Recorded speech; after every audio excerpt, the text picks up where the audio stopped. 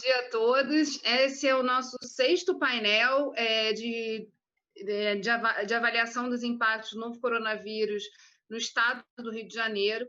E hoje, a temática sugerida pelo nosso Conselho Consultivo Desenvolve Rio foi justamente a governança metropolitana.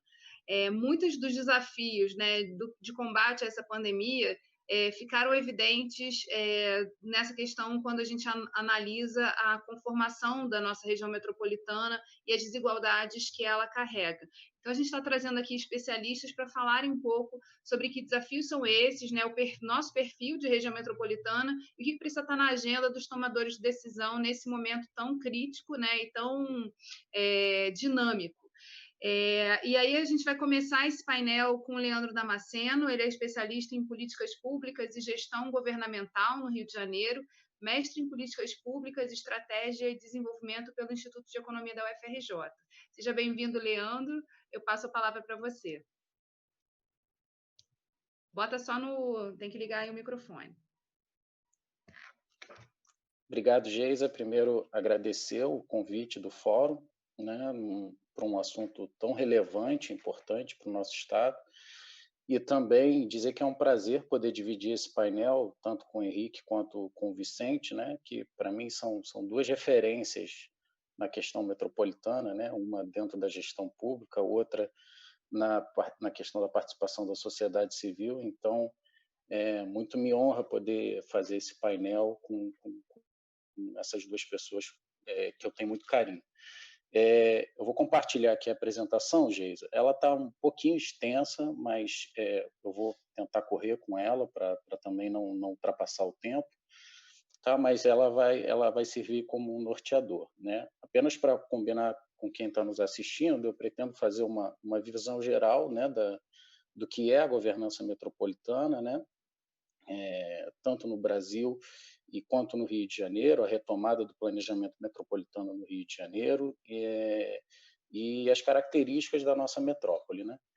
Então, só um minutinho aqui que eu vou compartilhar a apresentação. Bom, então, eu iniciei falando um pouquinho das experiências de gestão metropolitana no Brasil, né? A gestão metropolitana, ela inicia efetivamente durante a década de 70, né? Durante o governo militar, e ela iniciou com uma pegada fortemente ligada à questão geopolítica, né, de desconcentração de atividade produtiva, né, pelo Brasil. Isso, inclusive, é uma característica da criação da nossa região metropolitana no Rio de Janeiro, né, como eu vou falar um pouquinho mais para frente. E por conta disso, essas experiências elas ficaram fortemente associadas ao autoritarismo e à centralização do regime militar, né? Isso desconsiderando variáveis democráticas, federativas e de relações intergovernamentais. Eu tentei colocar as principais referências, né, do que eu estou falando. No final da apresentação tem uma lista bibliográfica, né? E esse é um texto da Celina Souza, de 2003, que fala sobre essas experiências, né? Então, essas entidades metropolitanas, né, que foram criadas durante o regime militar, com o advento da Constituição de 88 e a volta e a redemocratização, né, elas foram um pouco deixadas de lado propositalmente, né, por ser incompatível com a mudança do regime político, né? Então, a grande verdade é que os arranjos institucionais das regiões metropolitanas da década de 70, elas ficaram muito vinculadas à imagem do regime militar, né? Como a imposição de um novo ente institucional, onde houve pouca troca, onde houve pouca conversa, sendo basicamente um arranjo que foi imposto aos estados, né? Que foi imposto à sociedade como um todo, né? Então, a gente tem alguns fatores que a Celina coloca, né? Por justamente essas entidades não terem sobrevivido à questão da redemocratização, né? O primeiro fator é justamente um modelo implantado que ele não criou incentivos para a cooperação entre estados e municípios ou entre municípios de uma mesma região metropolitana, né? Outro fator seria a falta de consciência coletiva ou identidade regional em torno das questões metropolitanas, né? É o famoso cidadão metropolitano, né? Que, por exemplo, no Rio de Janeiro não existe, né? Uma coisa que o Vicente também fala bastante. A questão da autonomia decisória e financeira histórica dos municípios, né? Que vem de antes do regime militar, e a partir do regime militar os municípios passam a serem entes subordinados aos seus estados, né, sem uma autonomia, e essa subordinação ela também se verifica nesse modelo de região metropolitana, né, durante o período militar. Outro fator seria a inexistência de cooperação com os arranjos metropolitanos, com o retorno das eleições municipais a partir de 1985, né? E isso por quê? Porque não existiam incentivos à cooperação, né, para esses arranjos, seja através de uma atuação articulada ou a partilha de recursos escassos, né? A competição eleitoral a nível local ela prescindia da temática metropolitana, né? E tanto isso é verdadeiro que eu me lembro que numa apresentação que o próprio Vicente fez em 2016, ele fez uma análise dos planos de governo dos principais candidatos a prefeito da Baixada Fluminense, né? E ele havia se deparado com um tema metropolitano em apenas 2 deles, né? Então, isso fica muito explícito, né, na falta de incentivo a se colocar dentro de uma agenda governamental o tema da gestão metropolitana, né? Com a Constituição de 88, né, que rompe com esse modelo autoritário, né,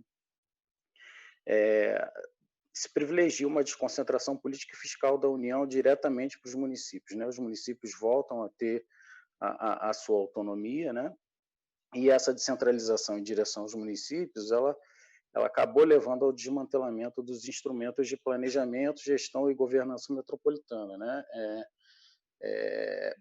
Simplesmente o município não tinha mais necessidade, à época, né, de se submeter a um arranjo que estava identificado muito com o autoritarismo, né, já que ela tinha reconquistado a sua autonomia fiscal e política, né? Aqui eu já passo para uma parte que fala sobre os padrões de governança das metrópoles brasileiras, né? Esse é um tema que é estudado pela Lacerda e Ribeiro, são 2 pesquisadores da Universidade de Pernambuco, e elas iniciam falando justamente sobre esse paradoxo constitucional, né, da Constituição de 88, né? A Constituição ela delega maior autonomia, né, para os municípios, mas ao mesmo tempo ela dá incumbências estaduais de definição das regiões metropolitanas, né? E aí você entra numa dicotomia que é a defesa de um novo modelo federativo, de cooperação vertical e articulações horizontais entre os municípios metropolitanos, ou a defesa de arranjos baseados nas iniciativas voluntárias intermunicipais, né? Justamente pelo receio de perda da autonomia adquirida a partir de 88, né? E mais à frente, como eu vou falar, o Rio de Janeiro tem exemplos disso, né? De iniciativas intermunicipais, seja pela ausência de um arranjo metropolitano, né, que é bem mais recente, ou seja, pela necessidade de se juntar justamente para que essa autonomia fosse elevada, né?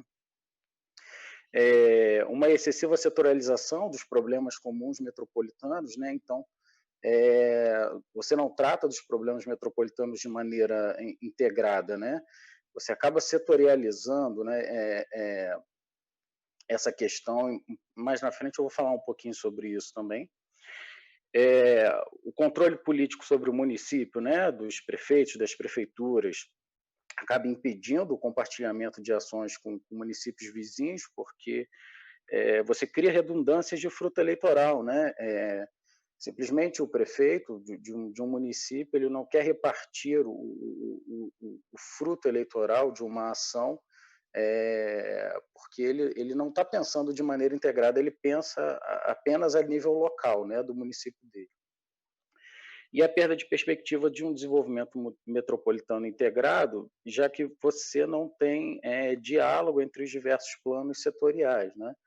Inclusive, isso faz parte também do diagnóstico do Plano de Desenvolvimento Urbano Integrado, né, que foi desenvolvido pela Câmara Metropolitana, que eu acredito que o Vicente Loureiro vai falar um pouquinho mais na frente.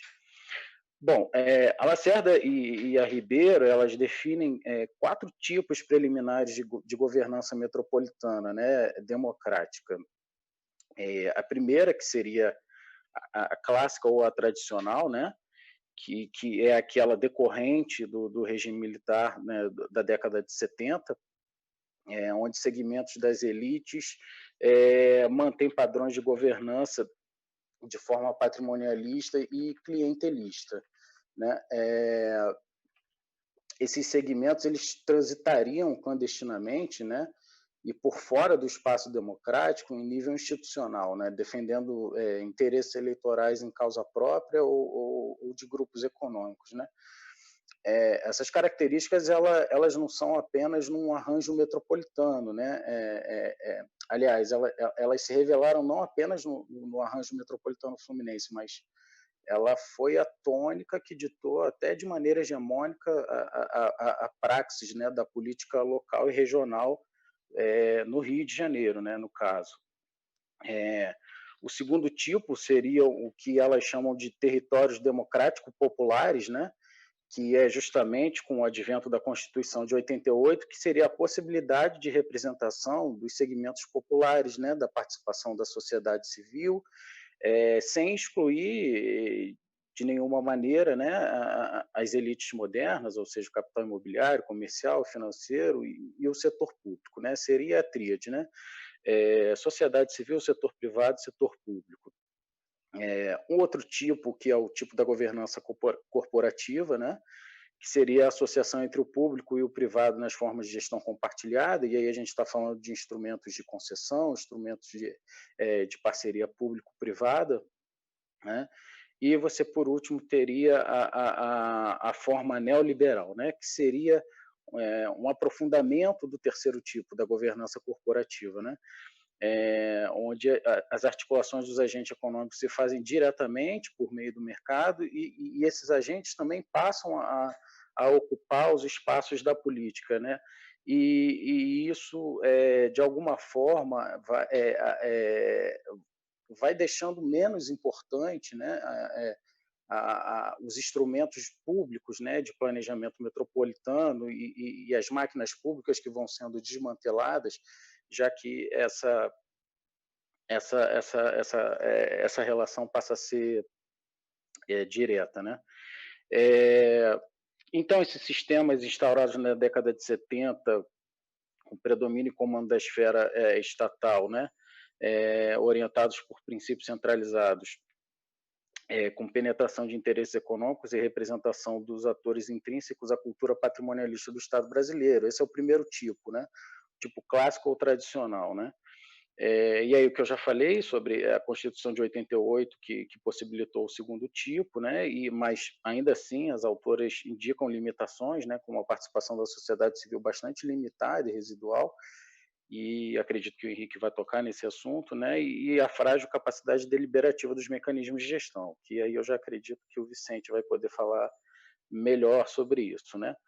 A questão da governança corporativa, né, que eu falei, que ela é feita por essas formas de concessão, privatização, e aí existe o risco de captura do interesse público por grupos privados, e a questão da governança neoliberal, que ela se reflete nas formas de produção e apropriação do território das metrópoles, né?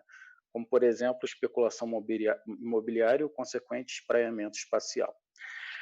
Bom, agora eu passo para mencionar alguns instrumentos, né, de uma política nacional de desenvolvimento regional, né, de maneira cronológica, né, como que foi se dando um pouco dessa retomada do tema metropolitano, da questão regional.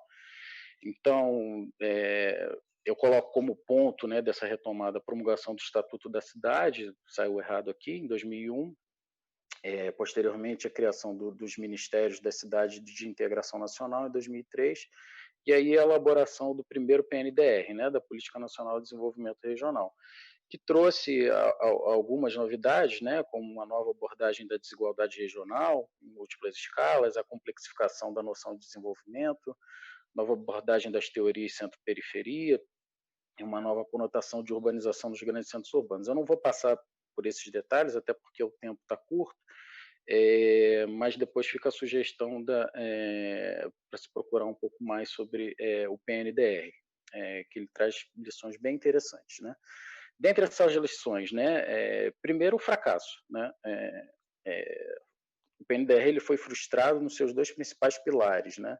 Que foi justamente a não implementação do Fundo Nacional de Desenvolvimento Regional, e essa é uma preocupação que a gente tem que ter aqui no Rio de Janeiro, e a não implementação da Câmara de Políticas de Desenvolvimento Regional, que seria uma espécie de conselho deliberativo, principalmente para as regiões mais carentes e mais necessitadas, né? Um conflito do modelo federativo brasileiro, como não poderia deixar de ser diferente, né, na implementação das políticas públicas, e centralizado na União, sob o ponto de vista dos recursos fiscais, e as limitações políticas existentes, né, com a priorização das políticas regionais implícitas em detrimento das políticas explícitas. Foi o que eu mencionei um pouquinho atrás, né? As políticas regionais implícitas, e aí eu posso citar duas, por exemplo, como Bolsa Família e o Minha Casa Minha Vida, né? Elas não tinham o objetivo explícito de desenvolvimento regional, mas obviamente que elas produzem um rebatimento na questão regional, mas elas não foram pensadas para o enfrentamento da questão regional no país, né? Bom, e as principais lições é a questão da governança, da participação social e o diálogo federativo, ou seja, sem isso não há arranjo metropolitano que funcione, né? É necessário o estabelecimento de instrumentos democráticos, de participação social, de modelos de gestão, de arranjos institucionais de coordenação vertical e horizontal, a questão do financiamento do desenvolvimento regional, né? Não se faz desenvolvimento regional sem recursos, né? E alguns vetores do desenvolvimento regional sustentável, que seria a necessidade de ações transversais em consonância com o federalismo cooperativo. Bom, essa é a imagem da evolução da nossa região metropolitana, né, desde 75, quando ela foi criada, até 2019. Então, você percebe que ela tem um núcleo bem definido, né, que seria o entorno da Baía de Guanabara, e uns municípios satélites que vão entrando, saindo, enfim, de acordo com a conveniência política dos anos em que elas foram sendo modificadas, né? A nossa formação ela se inicia já a partir da década de 20, né? Onde já começa a ficar bem explícita uma dicotomia entre um núcleo bem resolvido de infraestrutura, né? Que seria basicamente algumas porções da cidade do Rio de Janeiro, Niterói, e uma periferia carente como local de moradia das populações mais pobres, né? E o que ajudou essa dicotomia também foi a questão de termos, em algum momento, duas unidades federativas concomitantes, né? Que foi o estado da Guanabara e o antigo estado do Rio de Janeiro, né? E sobre isso, né, o estado da Guanabara, ele simplesmente não precisa, como ele era uma unidade que era centrada na cidade do Rio de Janeiro, todos os recursos fiscais eles ficavam para a cidade do Rio de Janeiro, e você tinha um deslocamento muito grande de pessoas da periferia para a cidade do Rio de Janeiro. Então o recurso dessa população que trabalhava na cidade ficava para a cidade, que não tinha nenhuma obrigação constitucional, né, de reinvestir essa receita nesses municípios, já que ela era uma unidade autônoma, né? E isso aprofundava ainda mais a disparidade, né, entre esse núcleo metropolitano e o outro. Bom, a Geisa já está me cobrando aqui, eu vou dar uma acelerada, né? Então, a partir da década de 30, aumenta o fluxo migratório, a década de 40 acontece uma ocupação maior da periferia, né? E essa tabela mostra bem, né, como o crescimento percentual dessa variação de 40 a 80 aumentou bastante, né, na periferia metropolitana, você pegar a parte ali de São Gonçalo, mais Baixada Fluminense, ela aumentou mais de 1000%, né? Enquanto que na região metropolitana esse aumento foi de 290%, né? Então, você vê que a partir de 40 existe um aumento populacional muito grande da periferia metropolitana, né? Esse é só mais um gráfico que mostra esse descolamento, né? A partir de 40, né? Como que cresce a questão da população na região metropolitana, né? Descolada da cidade do Rio de Janeiro. Aqui é uma parte um pouco mais econômica, eu vou passar direto, depois a apresentação a Geisa ela vai disponibilizar, então ela fica aí, as pessoas ficam à vontade também para quererem tirar dúvida comigo, se for o caso. Aqui eu vou falar só um pouquinho, né? A criação da nossa região metropolitana, que foi em 74, como estratégia geopolítica de equilíbrio de forças, né? Ela foi instituída pela Lei Complementar número 20 de 74, né? Houve uma criação importante que foi da Fundrem, né? Que era a Fundação de Desenvolvimento Regional e Metropolitano. E aí o Robson Dias, né? Que é um pesquisador da Rural, tem um trabalho muito interessante sobre a trajetória institucional da Fundrem, recomendo também fortemente, né? Sobre esse trabalho. E mesmo com tudo isso, enfim, a nossa região ainda representa o segundo maior PIB brasileiro, o terceiro maior contingente populacional, a segunda maior região metropolitana do Brasil, né, com 75% da população do estado, 77% dos empregos formais e 65% do PIB estadual. E ainda assim, da década de 70 até recentemente, foi a maior perda de participação no PIB nacional entre todas as unidades federativas, né? O emprego formal teve a menor taxa de crescimento também dentre todas as unidades federativas, né? E a gente possui comparativamente alguns dos piores indicadores da nossa periferia metropolitana, principalmente quando a gente compara com as periferias das regiões metropolitanas do Sul e Sudeste. Tá? Bom, então, aqui é o espaço mais problemático, né, para a articulação de uma trajetória de desenvolvimento, né? A gente também intra-estado, né, dentre as regiões do estado do Rio de Janeiro. A região metropolitana é aquela que possui os piores indicadores sociais de infraestrutura e econômicos, né? A receita corrente líquida, por exemplo, da periferia, ela corresponde a 73% da receita da região metropolitana e 59% da cidade do Rio de Janeiro, né? E um dado muito relevante, né, é que a atividade da administração pública ela representa quase 25% do PIB dessa periferia, né? E isso é muito importante nesse momento em que a gente fala, por exemplo, sobre a contribuição que o setor público deveria dar para o combate à pandemia, né? Contribuição pública, trocando em miúdos, significa redução de salário, enfim, congelamento, essas coisas, né?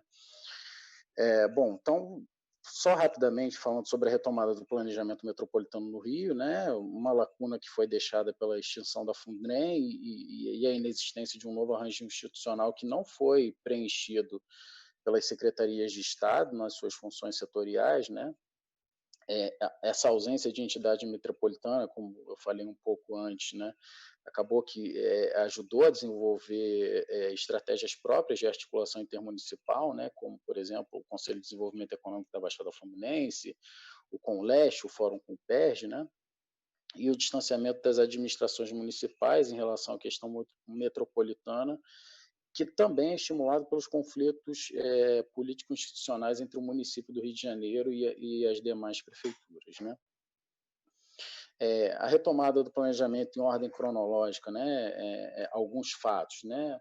Leis estaduais de 97, que reformularam a região metropolitana e que foi o ensejador da ação direta de inconstitucionalidade, né? Que acabou sendo uma referência para a criação para a retomada do nosso planejamento metropolitano, né? Uma série de investimentos a partir dos anos 2000 que provocaram a necessidade de ampliação e adequação da infraestrutura metropolitana, né? Então, sintomático que a retomada da discussão metropolitana passe, na verdade, pela adequação de infraestrutura para os agentes privados, né? Depois, com a instituição do Comitê Executivo Estratégico para a região metropolitana em 2011, né? A série de diálogos metropolitanos que deu origem à Câmara Metropolitana, né? E, para complementar, o Estatuto da Metrópole, em 2015, que estabeleceu a organização dos arranjos institucionais para uma nova governança metropolitana, e a nossa Lei Complementar 184 do final de 2018, que de fato estabeleceu a nossa nova região metropolitana e todos os aspectos inerentes à organização e ao planejamento dela. Tá? Aqui fala um pouquinho sobre o que a Lei Complementar 184 trouxe de novo, né? Eu não vou passar por ela, até pela questão do tempo, mas fica aqui depois para quem quiser ver. Né? E algumas perguntas, na verdade, relacionadas a essas inovações. Né? Ela apesar de ter sido apesar dela ter sido bem inovadora e ter se aproximado até a versão inicial do Estatuto da Metrópole, né? Ela ainda deixa muitos vazios, muitas questões sem resposta. Né?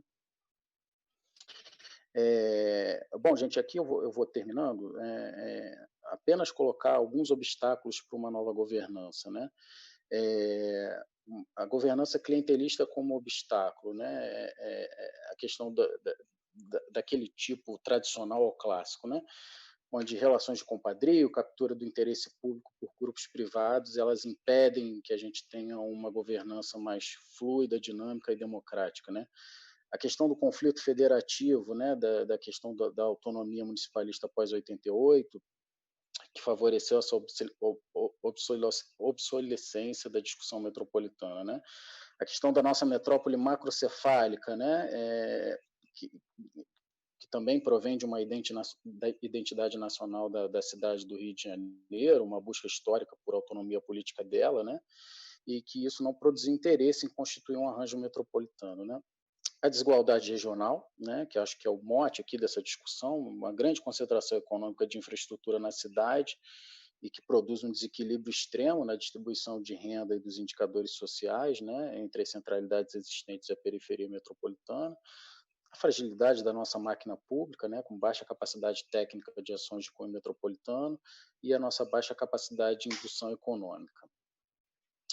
A gente tem algumas perspectivas em processo, né? Uma necessidade de avançar no sentido de regiões metropolitanas, não apenas como um conjunto de municípios, né? Mas também que compartilham as funções públicas de interesse comum, mas também como expressão de um núcleo urbano, cujo entorno tem laços estruturais, sociais e econômicos, né? A necessidade de compatibilização dos planos diretores municipais com as novas diretrizes do Plano de Desenvolvimento Urbano Integrado e também de demais planos setoriais existentes, né? Questão de uma maior participação da sociedade civil no cumprimento das políticas públicas, a necessidade de recursos para a implementação do que alguns economistas têm chamado de Plano Marshall Fluminense, né? O Mauro Osório gosta bastante dessa expressão, e a necessidade de um protagonismo do município núcleo, né? Da cidade do Rio de Janeiro. Sem a participação da cidade do Rio de Janeiro, qualquer arranjo metropolitano nosso aqui, ele vai fracassar.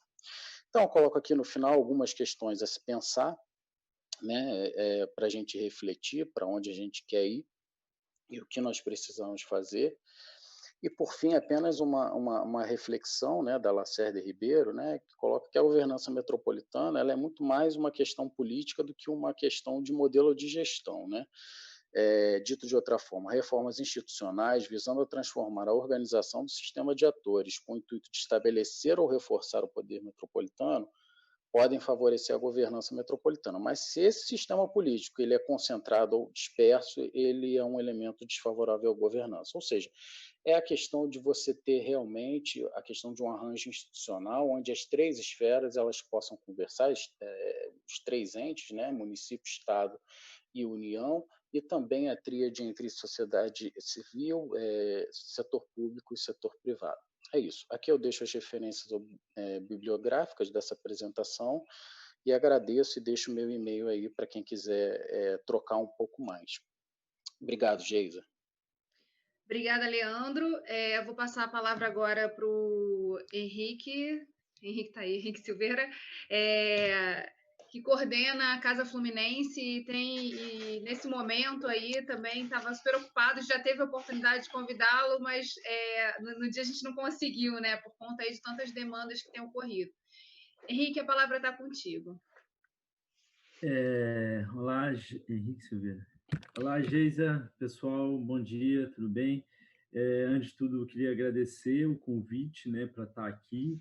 Queria pedir desculpa, né, pelo um outro evento que eu fui convidado a participar, mas devido às urgências aí da questão do Covid-19 e a casa tem atuado apoiando redes de solidariedade com cestas básicas, essa logística toda, e fazer isso dentro de casa é mais desafiador ainda. Eu não consegui participar, mas fico feliz de ter sido convidado novamente para estar aqui. A gente já acompanha o trabalho do Fórum de Desenvolvimento, acho que é um espaço importante para acumular reflexão, massa crítica sobre caminhos de desenvolvimento para o Rio de Janeiro, e é sempre um prazer estar aqui, sempre aprendendo muito com vocês e, quando posso, colaborando um pouco. Eu queria seguir aqui, né, a linha aqui do Leandro Damasceno, e depois, na sequência, o Vicente vai falar, tentar também ser aqui objetivo com algumas questões, né? Eu não trouxe também uma apresentação, achei melhor comunicar aqui nos meus 10, 15 minutos algumas mensagens chaves. E eu começaria no seguinte: eu acho que esse histórico amplo que o Leandro bem fez agora na primeira fala, eu resumiria da seguinte maneira, sobretudo as questões recentes, né? A gente ficou muito tempo sem tratar da questão da região metropolitana, desde a extinção da Fundrem até a retomada da governança em 2014, e de 2014 até 2018, boas coisas aconteceram. E é bom a gente falar de boas coisas que aconteceram nesse momento. A gente, com a retomada da Câmara Metropolitana, né, com essa função de planejamento, o Estado do Rio de Janeiro hoje tem um plano de desenvolvimento metropolitano, que foi elaborado, liderado pela Câmara Metropolitana, junto com o consórcio Quanta Lerner. Esse plano aí levou aí 3 anos e pouco sendo construído por muitos processos participativos.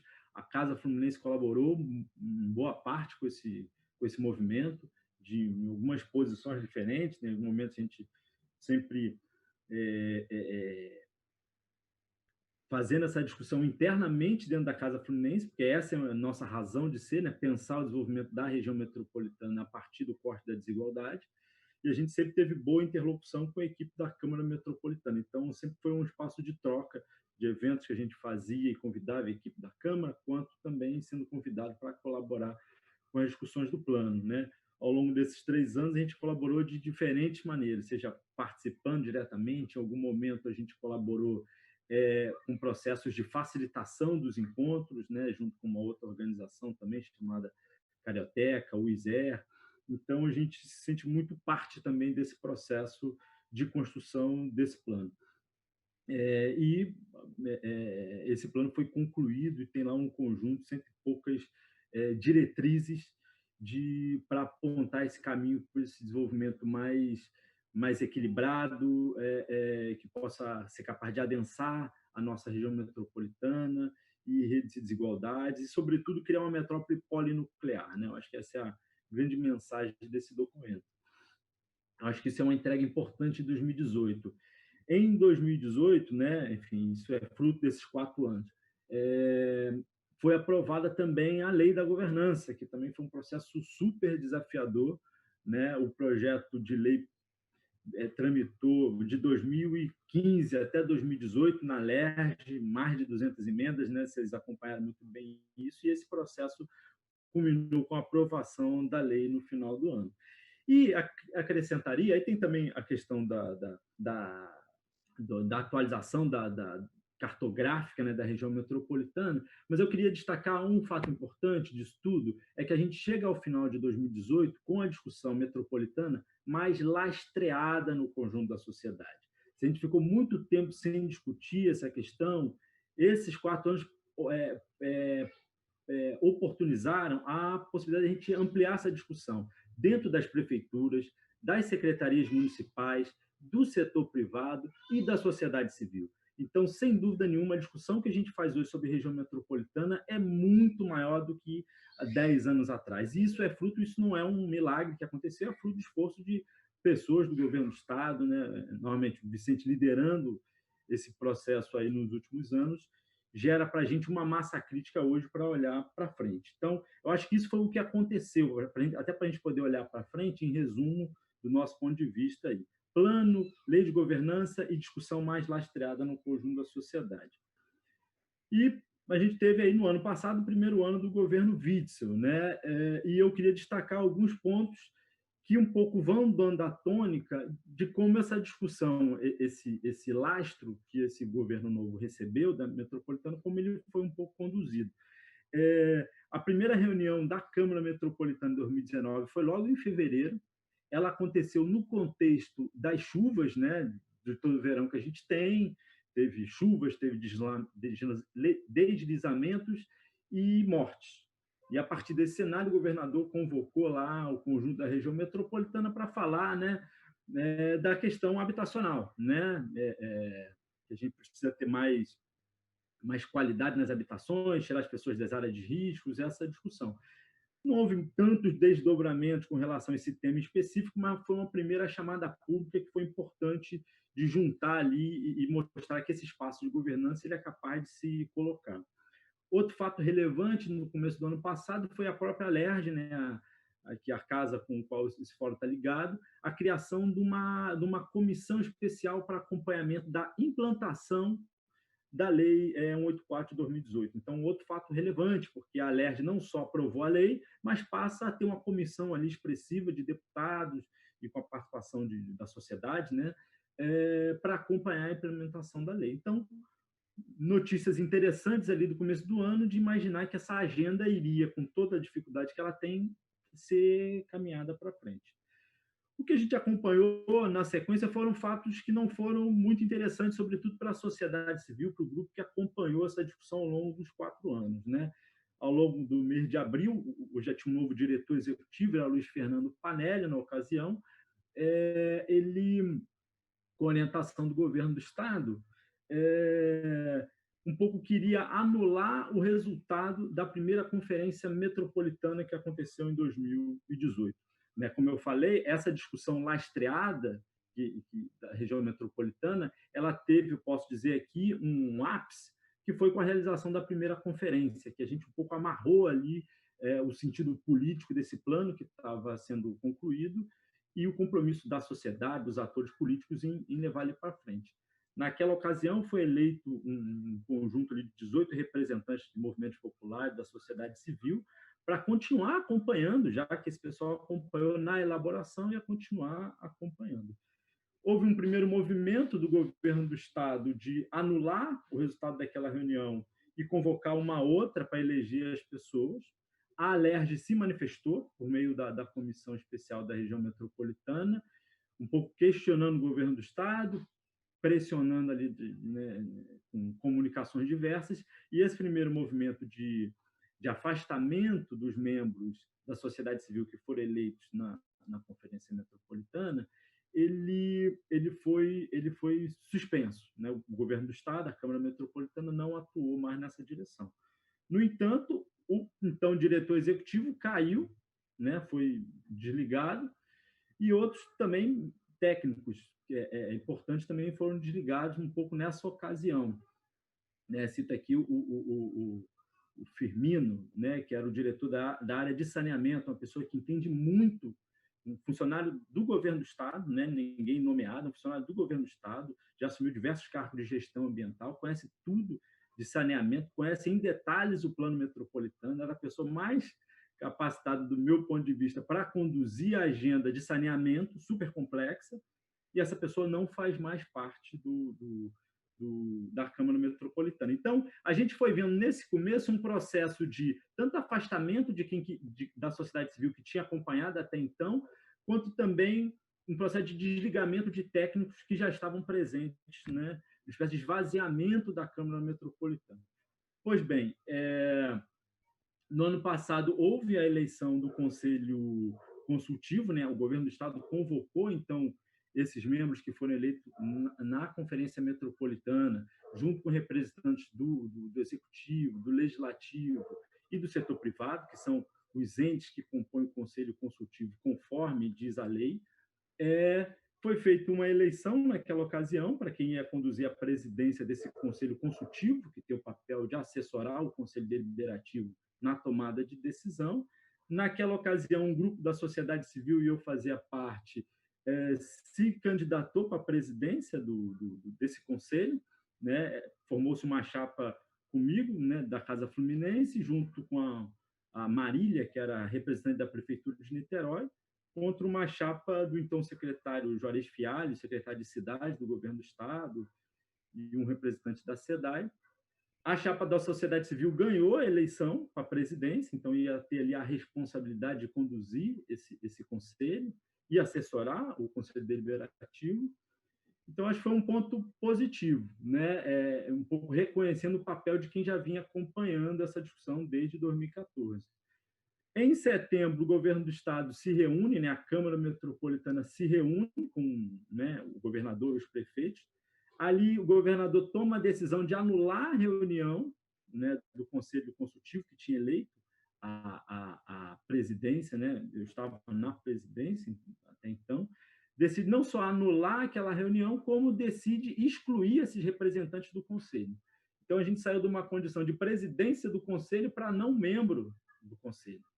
Então, foi literalmente um bota fora, né, de quem estava querendo acompanhar, participar. Então, esse é um fato muito ruim. Aí, esse grupo da sociedade civil se manifestou, parlamentares da Alerj se pronunciaram também contra esse fato, essa decisão arbitrária do governador. Mas, enfim, o rolo compressor, né, o trator passou ao longo desse processo. Então, eu diria que isso acontecendo no ano passado, eu acho que deixa algumas mensagens para a gente. E também, ao longo desse processo, os demais técnicos que participaram da elaboração do plano metropolitano na última gestão, e, novamente, muitos ali, longa carreira em torno desse tema, foram desligados. Então, a gente percebeu, ao final do processo, um certo esvaziamento do técnico de quem estava na Câmara e também um afastamento de um grupo da sociedade civil que estava acompanhando. O governo do Estado elegeu um novo grupo, Conselho Consultivo, né, mais alinhado aos interesses, né, e os posicionamentos do governo do Estado. E a gente chega ao final de 2019 um pouco com essa situação, diria eu, um pouco de mais fragilidade da Câmara nesse sentido, por um lado, né? Então, eu queria sinalizar isso. De outro lado, o governo do Estado, aí é o que a gente chama de sinais contraditórios do governo com relação a isso, ele tem tocado a agenda, sobretudo a agenda do saneamento. Mas eu acho que tem tocado mais por força da lei, porque a lei impõe hoje que qualquer decisão sobre o saneamento básico precisa passar pela Câmara Metropolitana. O governador não pode tomar a decisão sozinho, ele precisa ali do acordo dos demais prefeitos. Então, passar a discussão de saneamento pela Câmara é uma imposição. Então, meu ponto de vista é que vai se utilizando a Câmara Metropolitana um pouco com esse fim, né? E ela menos como um espaço de concertação política, porque a Câmara Metropolitana ela precisa ser um lugar para estabelecer diálogo, para diminuir tensão, para mediar conflitos, para construir consensos e para coordenar ações, né? Esse é o sentido máximo da Câmara, né? Ela não pode ser só uma burocracia para executar aquilo que o governo do Estado exige. Henrique, a gente já está aí passando dos nossos minutos, e eu queria que você falasse especificamente, assim, diante desse cenário que você desenhou, e ouvindo, né, a sociedade civil, quais são os desafios que você aponta e que se fortalecem nessa questão da pandemia? Só para a gente poder amarrar esse fim e passar para o Vicente. Perfeito, Geisa. Desculpa, eu estava acompanhando o horário aqui, de repente parei de olhar e o tempo voou. Eu diria que eu acho que as prioridades que a gente tem são as mesmas que a gente continuava a ter. Repito, a pandemia do coronavírus ela só evidenciou ainda mais as grandes desigualdades urbanas que a gente tem no Rio de Janeiro e a pobreza das famílias. O plano tem diretrizes importantes, estruturantes para a gente diminuir essas desigualdades. Diria que o setor de habitação, saneamento e mobilidade precisam ser prioritários nesse processo. E o plano já apronta diretrizes importantes, né? Eu entendo, como sugestão, que a Comissão Especial da Região Metropolitana na Alerj continue seu papel ativo, que possa convocar o novo diretor executivo da Câmara Metropolitana para apresentar qual é o plano de trabalho, o que é que a Câmara Metropolitana está fazendo, quem é o novo responsável na Câmara pelo saneamento básico, como é que a discussão sobre a nova modelagem da SEDAI ela vai se dar nesse contexto. Eu diria que isso são questões importantes. Novamente, a questão da habitação, diretrizes importantes de ocupar os vazios urbanos, adensar os eixos de transporte, são trabalhos que a equipe da Câmara já pode fazer nesse momento, de quais são os locais que a gente pode ter habitação de interesse social. Uma questão que essa crise revelou, já vou concluindo, é a importância, a fragilidade das habitações que a gente tem na região, né? Nosso problema de favela, de habitação irregular. Então, a gente só vai resolver isso com política de habitação.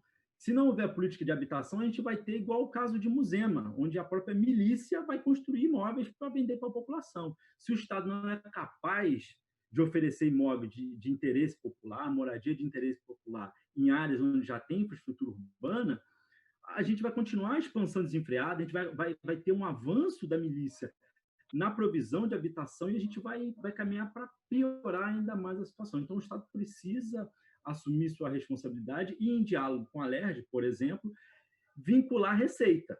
Né? Eu acho que sempre a questão volta, né, do Fundo Estadual de Habitação de Interesse Social, como é que ele pode ser um instrumento que ajuda a financiar a habitação nos locais importantes, onde tem infraestrutura, e que a Câmara Metropolitana precisa estar, nesse momento, promovendo estudos, concertação junto com as prefeituras para definir esses locais. Na medida que houver recurso, a gente conseguir avançar. Então, eu fecho por aqui indicando que a Comissão Especial da Região Metropolitana, junto também aí com o espaço do Fórum de Desenvolvimento da Alerj, né, o projeto Grupo Desenvolve Rio, precisa avançar aí em caminhos práticos para habitação, saneamento e mobilidade urbana. É isso, desculpa aí ter estourado um pouquinho aqui, de fato, me empolguei aqui. Obrigado, fico aí para o debate com todos. Obrigada, Henrique. Agora eu passo a palavra para o arquiteto e urbanista Vicente Loureiro, conselheiro da GETRANSP. Nesse momento de pandemia, Vicente, a gente vê algumas questões que foram tratadas ao longo desse tempo, né? O Henrique falou bem, né, de 2014 a 2018, nesse desafio da Câmara Metropolitana se evidenciando. Na sua opinião, quais são hoje as prioridades que precisam ser vistas em relação a essa questão da metrópole, né, da região metropolitana do estado do Rio de Janeiro, e como é que a gente, podendo ter esse diagnóstico já em mãos, pode direcionar alguns pontos que precisam estar no radar e precisam estrategicamente vir para essa agenda desse momento, da urgência? Bom dia. Quero te agradecer, Geisa, mais uma vez, né, convidar para participar de um debate como esse, oportuno. Quero parabenizar o Leandro e o Henrique, acho que foram muito felizes, tanto na apresentação da evolução histórica da governança metropolitana, como da apropriação que a sociedade organizada pôde fazer desse esforço e o que pôde também capitalizar em termos de noção do que deve ser feito e as formas como pode ser feito. Enfim, eu acho que eu fico muito feliz com essas coisas terem tomado essa dimensão. Quer dizer, é um esforço muito grande, é um tema muito árido ainda, infelizmente, do Brasil, pelas razões que o Leandro apontou, entre outras, mas eu creio que existe hoje mais consciência, mais percepção da importância do que existia algum tempo atrás, né? Fruto de esforços não só feitos no Rio, mas em outros estados, que também vem tentando a recuperação tanto da governança quanto do planejamento metropolitano. Mas eu queria, por conta da sua provocação e do seu convite também, tentar relacionar com a pandemia. E falo isso eu testei positivo para o Covid. Estou assintomático. Quinta-feira, se tudo correr bem como está, devo estar livre. Enfim, então, isso mexeu com a cabeça de todo mundo. Claro, com a mim em particular também. Mas eu acho que tem algumas lições importantes e algumas sinalizações que que nos fazem... É importante a gente reforçar em espaços como esse. Primeiro, eu diria que, Leandro, e o Henrique sabe disso também, eu sempre fui contra, na hora da aprovação da lei, fomos derrotados nisso, com aquela quantidade de assuntos de interesse comum que a lei acabou incorporando. Eu achava que devíamos concentrar nos temas do desenvolvimento urbano, no ordenamento do território, saneamento, mobilidade, habitação, enfim, ficarmos restritos a isso, mas a lei ampliou. E vendo hoje a situação da pandemia, eu percebo que o SUS, o velho e maltratado SUS, está se revelando e vai se revelar como um instrumento importante de gestão compartilhada dos serviços num território conurbado como esse da região metropolitana. Então, a saúde, e pela sua vinculação com saneamento, enfim, com as precariedades de infraestrutura que a gente tem e com a perspectiva de vírus semelhantes ou de pandemias ou epidemias semelhantes ocorrerem no futuro, eu acho que passa a ser uma questão que hoje me parece importante que ela esteja envolvida na governança metropolitana. Dois colegas, o Sérgio Magalhães, num texto no sábado no Globo, e o Carlos Fernando Andrade, numa live no sábado também, afirmam que esse vírus é urbano, no caso do Sérgio Magalhães. E o Carlos Fernando vai mais adiante, diz que ele é, no Brasil, metropolitano. Quer dizer, a maneira como ele se prolifera, a intensidade e a extensão da proliferação do vírus tem se dado no Brasil, principalmente na escala metropolitana. Não que aqui e acolá, numa cidade do interior, ele não apareça e vai aparecer, mas ele tem sido principalmente mais intenso, mais vivo, né, e mais assustador nos territórios metropolitanos. Então, eu acho que a primeira questão a perceber é que essas epidemias, essas ou endemias que têm sido presentes no final do século XX para cá, né? Gripe suína, gripe aviária, enfim, a SARS e outras, demonstram que vieram para ficar. Alguns autores dizem que a questão da globalização, e aí tem alguém da logística que também não vai nos deixar mentir, é uma intensidade de bens, de relação, troca de bens e de deslocamento de pessoas no mundo globalizado é muito grande, muito intenso, né? E também o nível de urbanização que na segunda metade do século passado o mundo inteiro viveu e viramos, de fato, um mundo, sobretudo, urbano. Então, esses dois fatores estão presentes e causas determinantes distintas, culturais, ecológicas, econômicas, né, podem, né, fazer, de novo, acontecer situações semelhantes, espero que não tão graves quanto a Covid-19. Nesse caso, a Covid foi um comportamento cultural, de natureza cultural, quer dizer, um hábito, né, um costume de comer carne de animal silvestre pode ter sido a causa da transmissão para seres humanos desse vírus.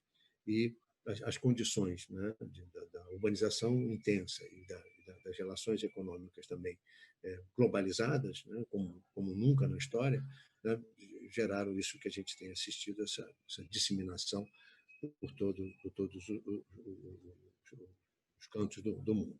Então, eu acho que essa questão coloca para a gente que, independente de quais sejam as causas determinantes desse vírus ou de outros assemelhados que a gente tem que enfrentar, né, me parece que tem causas condicionantes, no caso brasileiro, também muito presentes e que muito me preocupam, que são assim, a precariedade da habitação, a miséria, a desigualdade, né, a precariedade da habitação, tanto do déficit quanto da qualidade da habitação, da quantidade de pessoas vivendo em condições precárias e muito adensadas, e as condições também de mobilidade. Alguém citou aí, né, essa macrocefalia do Rio de Janeiro, da região metropolitana do Rio de Janeiro, que nos impõe necessidades de viagens, né, extensas e e com sistemas de transporte abarrotados, né, de pessoas, e isso tudo a gente vai ter que enfrentar, vai ter que mexer nisso. Quer dizer, o saneamento, né, a falta de saneamento, a crise que a gente viveu recente da água, né, que assustou a todos nós, e a gente sabe também, né, do potencial, né, de veiculação, de doenças de veiculação hídrica, né, por falta de um saneamento adequado, de água potável, né, universalizada. E, então, essas questões todas, né, se colocam, né, estão presentes, e se a gente de fato, não souber equacionar, souber enfrentá-las, encontrar a melhor maneira de reduzir e remir esses passivos, né, nós certamente estaremos expostos não só à reincidência do Covid, como já estimam alguns estudiosos, como de outras situações semelhantes, porque parece ser essa, infelizmente, a perspectiva para os próximos anos, né, os desafios para isso. E acho... Oi? Desculpa te interromper, mas tem uma questão Claro. que é em relação ao transporte também, né? Uma das coisas que foi muito debatida na construção do plano foi justamente essa questão do trabalho estar mais próximo das pessoas. E num processo de retomada da economia, né? Na verdade, no processo anterior, né? No processo de isolamento social, isso ficou mais evidente, assim, que as pessoas trabalham muito distante de onde elas moram. E aí, quando você restringe a movimentação, você acaba impedindo que muitas pessoas que poderiam estar produzam, porque elas ficam muito em risco pela própria exposição desse trabalho, né? Para ir ao trabalho. Perfeito, agradeço, você tem toda a razão. Não só por conta do trabalho, quer dizer, os dados que a gente dispôs na elaboração do plano mostravam que quase metade das viagens dentro da região metropolitana todo dia são feitas por motivo da saúde, da educação e da saúde também. Então, metade, mais ou menos, um pouquinho mais, é o trabalho, e a outra metade é saúde e educação. Então, não só o trabalho está distante de casa, mas até a saúde, acesso à saúde básica, né, e educação, por exemplo, né, do segundo grau, principalmente, demanda viagens.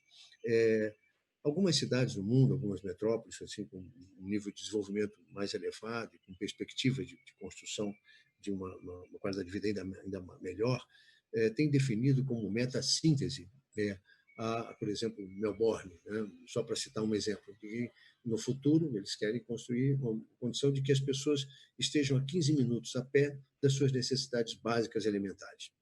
Então, Paris está no mesmo caminho, com um tempo diferente, envolvendo também um pouco de transporte público. Mas se nós invertermos essa lógica de cada vez mais procurarmos investir em equipamentos e serviços de transporte de altíssima capacidade, que vivem cheios, para fazer deslocamentos longos, custosos, tanto do ponto de vista financeiro quanto do tempo da vida, tomado da vida das pessoas, se nós não invertermos essa lógica, nós não vamos estar preparados ou seguros para enfrentar situações como essa que vivemos com o coronavírus. Então, você tem a razão, é muito importante nos convencermos, né, como vamos lá dizer no plano, da necessidade de fazer o trabalho, ficar mais perto de casa, e também os serviços essenciais. Eu citava sempre um exemplo nas conversas que eu tinha sobre o plano, nas comunidades, enfim, nas instituições. Um exemplo fictício, mas que demonstrava claramente essa necessidade. Uma mulher com um filho no colo, às 6 horas da manhã, tomando um trem Japeri para descer em Ricardo de Albuquerque, já no Rio de Janeiro, né, para levar o filho a uma clínica da família para fazer nebulização. Quer dizer, então, ela estaria demandando, né, uma demanda absolutamente deslocada, ela estaria demandando, na hora de pico, um lugar no trem, né, quando, na verdade, seria muito mais lógico, muito mais barato, né, ela ter esse serviço básico, essencial, né, nas proximidades da casa dela, onde ela pudesse fazer esse percurso a pé. Então, eu acho que essa questão é central. E a do saneamento, por todas as razões que a gente está assistindo aí, né, e essa também quantidade expressiva de pessoas vivendo em condições muito precárias, né? Em habitações muito precárias, muito densas, como eu falei, insalubres, em favelas ou em loteamentos da periferia. Também a gente precisa inverter esse processo, reter esse processo de expansão sem controle do território urbano. Nós tivemos uma expansão territorial muito expressiva nas últimas décadas, né, principalmente nos últimos 20 anos, e isso é insustentável. Não há serviço de saneamento, de mobilidade que consiga dar conta de prover serviços nessas áreas todas, e mais do que isso, de manter. Então, essas questões, o ordenamento do território, a provisão de habitação, o saneamento e a mobilidade são questões que o coronavírus coloca, de novo, como fundamentais. A gente já sabia da importância delas para um desenvolvimento mais harmônico, mas agora, além de harmônico, também mais saudável e mais seguro. Eu acho que eu acho que eles cumpriram a missão de fazer um histórico e apresentar uma apropriação das medidas do plano e da governança. Eu acho que eu queria fazer essa ponte com o coronavírus, que eu acho que era o que você tinha mais me provocado. Espero ter conseguido. Então, fui no tempo? Foi sim. Agora a gente tem um tempinho aí para fazer uma pergunta. Sérgio, você quer fazer algum questionamento? O Sérgio, nem falei com o Sérgio. Olá, Sérgio. Tá mudo, tem que só apertar aí o...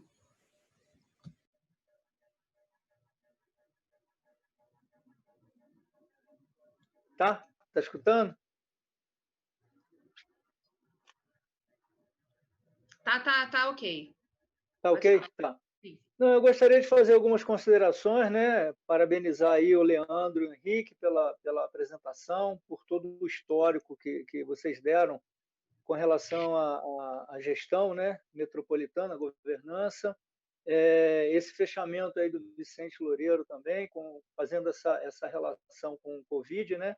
E eu gostaria só de fazer o comentário seguinte: nós, a FETranscarga, através da minha pessoa e do Rebuse, nós participamos intensamente na gestão do Vicente com relação à governança metropolitana, né? na gestão metropolitana, onde culminou naquele projeto fantástico do consórcio lá do Lerner, né?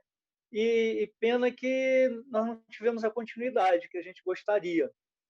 Eu cito um histórico que lá atrás, no início do primeiro governo do prefeito Eduardo Paes, nós começamos a discutir com o então secretário de Transporte os problemas que acarretariam nos outros municípios com relação à derrubada da perimetral, às obras por conta da Olimpíada 2016.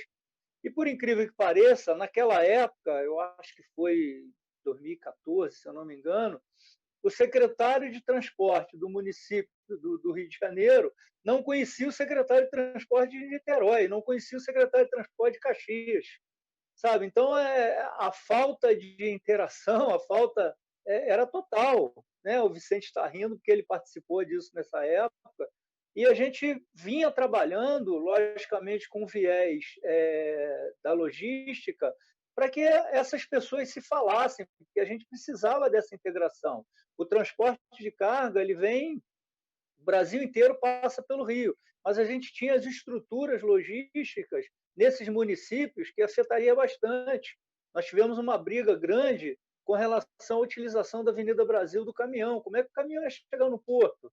Eles queriam, na época, zerar a passagem de caminhão.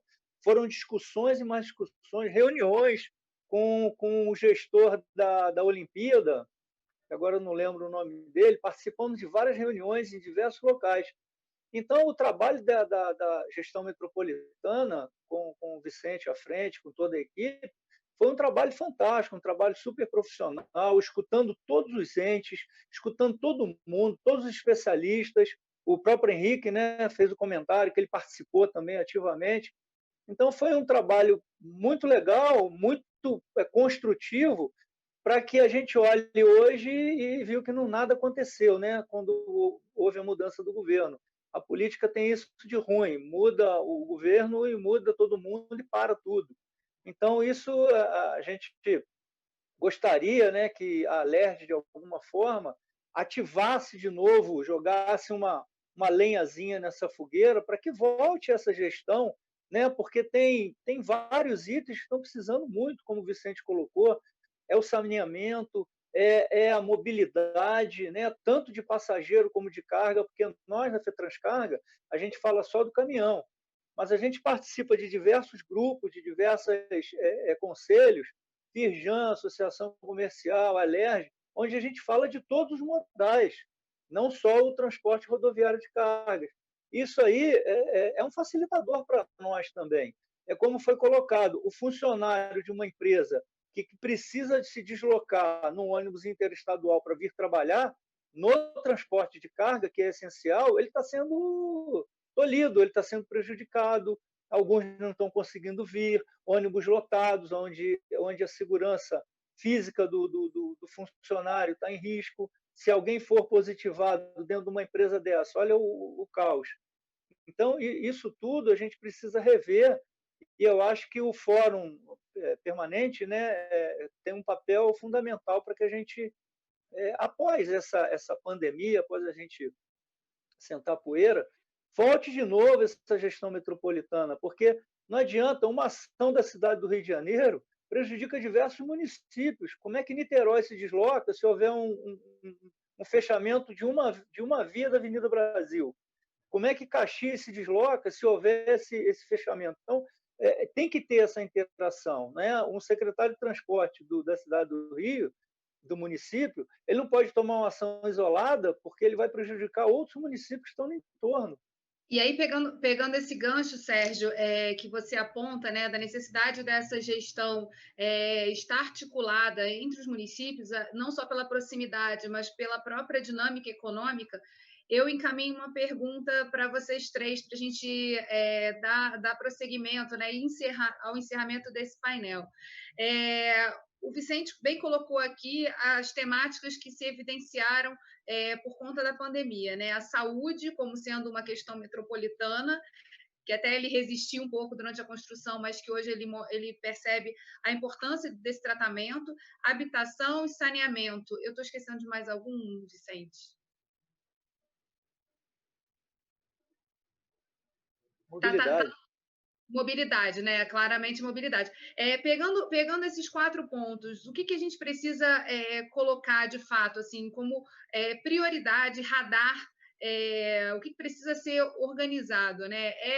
Essa atitude política, uma tomada de posição para que essa coordenação aconteça, ou algum projeto de lei, ou alguma ação que possa ser encaminhada via Poder Legislativo para poder colocar essa temática em evidência nesse momento, começar a trabalhar em cima disso. O que vocês sugerem, só para a gente partir para o encerramento do painel? Leandro, quer começar?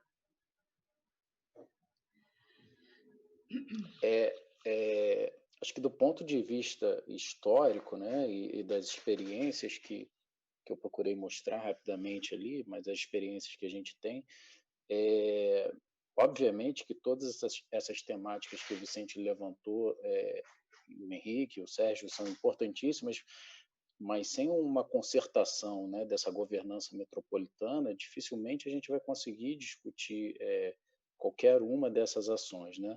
Se a gente não retomar a questão da governança, com a participação da sociedade civil, com a reativação com a participação mais incisiva do Conselho Consultivo, né? Realmente fica muito complicado discutir qualquer uma dessas ações, né? Desde que começou essa crise dessa pandemia, a gente não tem percebido, por exemplo, a atuação do Instituto Rio Metrópole, né, que foi o que sucedeu à Câmara Metropolitana, né?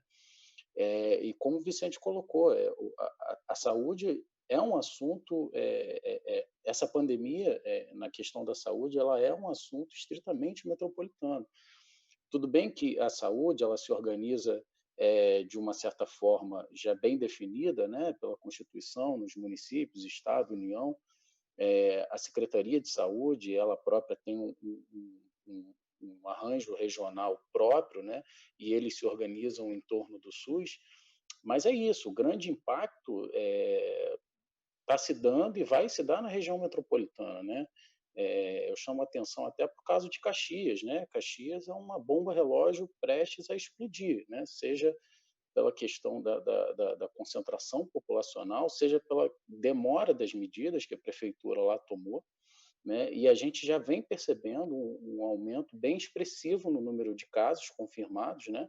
Fora toda essa questão de subnotificação, né? E assim, tem vários vídeos circulando que você vê as ruas de Caxias cheias, né? Na questão da Páscoa, as ruas lotadas, feiras lotadas. Então, assim, a bomba relógio ela está concentrada na região metropolitana. A gente vem enxergando muitos números na cidade do Rio de Janeiro, mas isso rapidamente vai se espalhar pela periferia metropolitana, que é onde falta a infraestrutura, né? Mas a gente também viu algumas iniciativas de articulação acontecendo, né? Quando, por exemplo, da União de Niterói com... Ai, meu Deus, qual foi o outro município? Me ajudem. Maricá e Niterói, quer dizer, que tinham recursos dos royalties e investiram justamente a saúde de São Gonçalo por conta até da percepção de que um deslocamento de São Gonçalo para esses municípios pesaria nesse momento de pandemia. Então, assim, também por conta dos recursos, alguns municípios que já experienciaram essa articulação começam a se entreolhar e pensar também em formas conjuntas de solução dessa pandemia. Eu acho que são dois casos assim importantes da gente evidenciar, né, e somar nessa análise aí da pandemia. Henrique, você quer fazer a sua contribuição aí para o encerramento? Sim, Geisa, acho que eu estou falando aqui, né? De maneira específica, eu acho que é necessário, nesse momento, um protagonismo do Instituto Rio Metrópole. Não um protagonismo autoritário que vai dizer o que as pessoas têm que fazer, protagonismo para conseguir criar espaço de concertação, de articulação, que é a função principal, função nobre da Câmara Metropolitana. E aí são vários problemas, várias temáticas, diferentes níveis de complexidade e que a complexidade vai aumentando, né? Mas se ir parte a parte nesses três temas, né, mobilidade, saneamento e habitação, eu acho que dá para ir construindo planos de ação objetivos, concretos, capazes de ser executados, que possam criar a sensação de que a gente está se movendo. Por exemplo, na habitação, né? Acho que, se não me engano, era até um trabalho, Vicente talvez possa até falar, dar alguma pista sobre isso, que eu me lembro que a equipe da Câmara estava identificando terrenos, né, vazios urbanos em áreas com infraestrutura, que às vezes são terrenos até do Estado, ou são terrenos da Prefeitura, ou são terrenos que já estão ali há 30 anos, que, né, já poderiam ser tomados para cumprir sua função social. Em cada município, o Estado tem que conversar com as prefeituras e construir planos de habitação. Eu não acho que a gente vai ter grandes planos de habitação, vai construir 1.000 habitações, mas se a gente consegue construir um conjunto com 100 habitações, 200 habitações, em áreas infraestruturadas, consegue articular ali outros equipamentos sociais, a gente avança naquele que é o objetivo 1 do plano metropolitano, que é fortalecer novas centralidades. Então, a gente pode coordenar esforços de política de habitação, política de assistência, de saúde, focando em algumas centralidades que precisam ser desenvolvidas. Isso reduz desigualdade e aumenta o espaço até de novos negócios, né? Porque você melhora a infraestrutura de uma centralidade dessa em Caxias, em Nova Iguaçu, em São Gonçalo, na zona oeste do Rio de Janeiro, você cria um ambiente melhor para novos negócios, para o empreendedorismo, para o emprego e renda. Então, acho que na habitação, acho que essas seriam coisas a serem feitas. Na mobilidade, vou só destacar isso da mobilidade, eu acho que tem coisas a serem feitas. A notícia que eu tive da última reunião do Conselho Deliberativo da Câmara Metropolitana foi criado, né, um grupo intersetorial de mobilidade urbana. Por exemplo, era um lugar que o Sérgio deveria estar fazendo parte. Nem sei se o Sérgio foi convidado para esse grupo de trabalho intersetorial da mobilidade. para ter lá os secretários e pensar ações comuns. Eu entendo que, na região metropolitana, nós tem 2 temas muito importantes que precisam ser avançados, para fechar com eles. A questão do BRT Transbrasil, isso é um imbróglio que está rolando, porque a dificuldade de diálogo aí entre as prefeituras e o governo do estado para articular isso permanece, e a crise do Covid empurra esse problema mais para frente, gerando deseconomias aí na nossa mobilidade urbana. E outra questão é a licitação dos ônibus intermunicipais, que já é algo aí, muita gente já nem acredita mais que isso vai ser feito, de tão antigo que precisa ser feito, mas hoje isso é um compromisso do regime de recuperação fiscal, e a Câmara Metropolitana poderia aproveitar a oportunidade de discutir essa licitação para pensar uma coisa que também está no plano metropolitano, como é que deve ser o desenho das linhas de ônibus para fortalecer as novas centralidades. Não é fazer a licitação só para onde é que já existe linha, senão vai se fazer todo mundo vir para o centro, mas como é que produz novos arranjos, né, transversais, que foi uma provocação do plano. Isso a Câmara Metropolitana poderia estar articulando essa discussão agora em fóruns virtuais como esses, com especialistas, enfim, fazendo a discussão andar para, quando o cenário melhorar um pouquinho, a gente ter tomada de decisão na direção que o plano metropolitano aponta. Eu acho que nessas 2 direções, acho que a gente pode avançar um passo de cada vez e ter a sensação de que as coisas estão caminhando e não estagnadas. Obrigada, Henrique. Eu passo a palavra ao Vicente para a gente encerrar em nosso painel, já agradecendo a presença de vocês e a discussão. Esse é um tema que é complexo, muito amplo, a gente acaba esticando um pouquinho mais, mas muito importante também de abordar, porque quando a gente fala dessa questão da análise dos impactos da pandemia. Então, Vicente, está contigo. Bom, eu vejo duas na questão que você levantou, eu vejo duas ações importantes. O empoderamento de uma liderança de governo, né, qualquer, que seja capaz de aproveitar esses desafios impostos pelo coronavírus, pela pandemia, né, para acelerar o processo de retomada da governança. Então, acho que parece antipático, vou falar, mas acho que falta ao atual governo a escolha, né, a definição em 15 meses de alguém realmente empoderado, no sentido de delegado de poder de articulação e de construção de pontes para enfrentar esse desafio, né, imposto pela pandemia, mas também esses outros que ficaram acumulados, ou que apareceram no curso desse tempo e que só vão se resolver se essa articulação for capaz de dar conta. Eu cito, por exemplo, o caso da crise da água, que nós vivemos antes, né, da chegada do Covid-19. A solução efetiva daquele problema passa pelo saneamento de pelo menos 5 municípios diretamente ali a montante, né, com a bacia contributiva da tomada d'água do Guandu. Mas o saneamento não é só a questão do esgoto, que está sendo equacionada, sendo discutida no fórum dos prefeitos com o governador. Passa por questões também da drenagem, da coleta de lixo, que são absolutamente municipais, e uma nova que se colocou ali, depois da estação de tratamento ter sido construída, que são os efluentes industriais. Tem pelo menos 3 distritos industriais, de 3 municípios limítrofes ali, que desagam também nos afluentes que chegam até a tomada d'água do Guandu. Então, é um problema que só vai se resolver com uma concertação regional ou sub-regional dentro da região metropolitana, com diversos temas, né, e que precisa da convergência do Estado, no sentido do saneamento, né, da coleta e tratamento de esgoto, mas dos municípios também, né, com relação a esses outros temas que comprometem a qualidade da água. Então, é indispensável que se faça esse esforço e que o governo do Estado encontre, né, o ambiente institucional que está posto, né, mas ajuste ele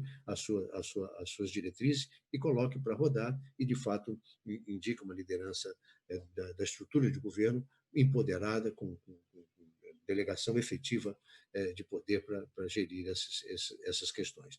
E a outra é o plano. Eu acho que está lá, na Assembleia Legislativa. Eu não sei exatamente o quanto que a Assembleia Legislativa, e eu peço a você que o Fórum levante essa discussão, do quanto que se pode, por iniciativa do Legislativo, fazer andar, ou pelo menos a discussão sobre a aprovação do plano.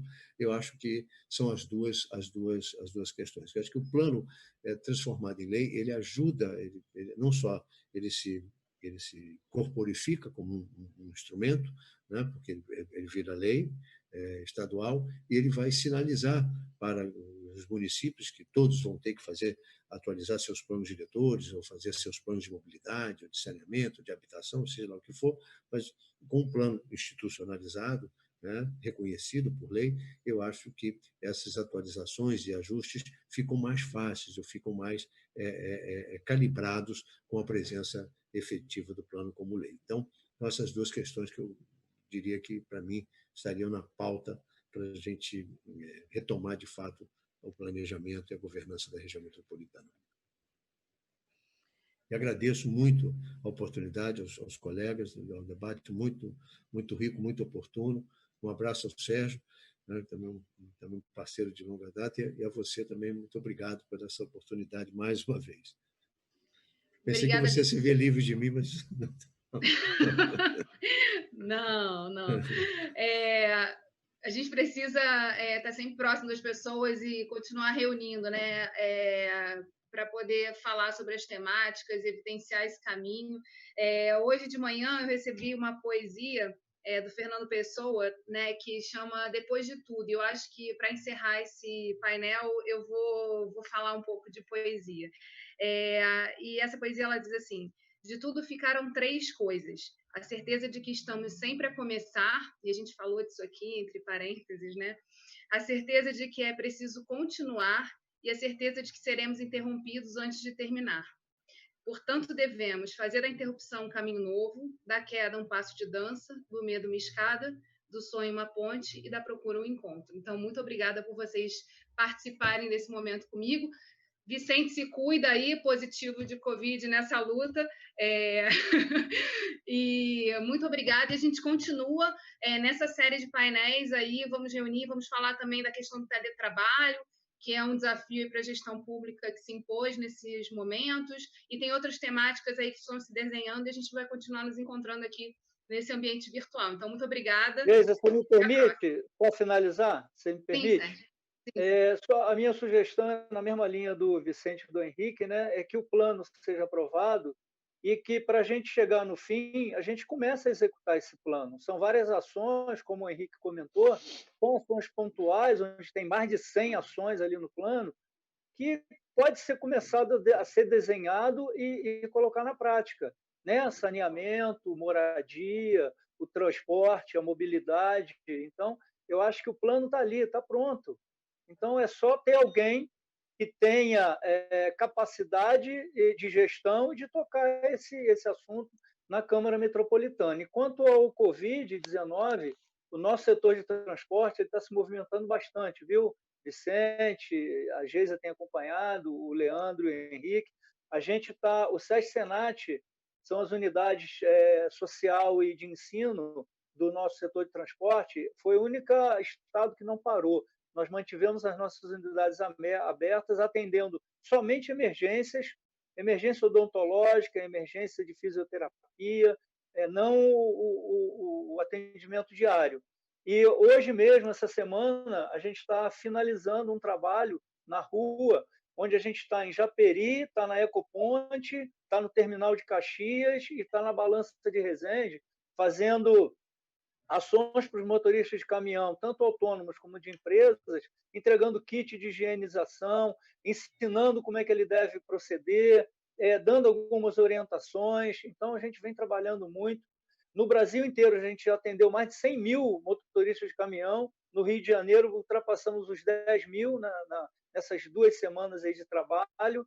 E o Rebuse, como representante não só do Estado do Rio, como da CNT, da Confederação Nacional do Transporte, tem feito reuniões com os presidentes de federação do Brasil inteiro, onde eles estão pleiteando junto à Confederação e junto ao governo federal e estaduais algumas solicitações, tipo postergação do ICMS, que as empresas não estão recebendo, não têm capacidade de caixa para pagamento, postergação do vencimento da CNH, tanto a postergação do vencimento da CNH como os custos de MOP, que são motorista para produto perigoso, porque está implícito, não está claro que esse curso, se tiver vencido, ele vai para frente. O nosso medo é cair numa fiscalização, acontece um acidente, esse motorista está com o seu curso expirado, e aí pode dar um problema na justiça para a empresa muito grande. Então,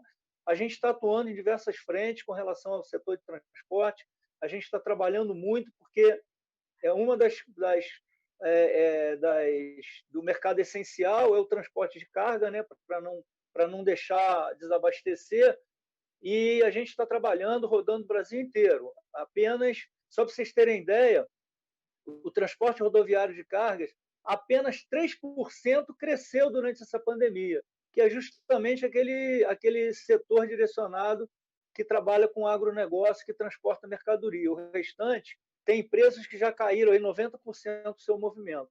Então, a situação está muito grave, mas a gente está trabalhando aí para melhorar e a gente sair logo dessa crise aí. Agradeço a Geisa, um abraço grande ao Vicente, amigo de longa data, ao Leandro, ao Henrique, que a gente continue trabalhando em prol, né, do todo, em prol da comunidade, de quem precisa mais, e a gente está junto aí e vamos superar essa crise rapidamente. Obrigado aí, Geisa, uma boa semana aí para todo mundo, hein? Um abraço. Obrigada, Sérgio. Então, a gente encerra aqui o nosso painel online. Muito obrigada a todos vocês. E aí, a gente continua em contato aí, ainda que virtualmente, até que o momento mude. Muito obrigada.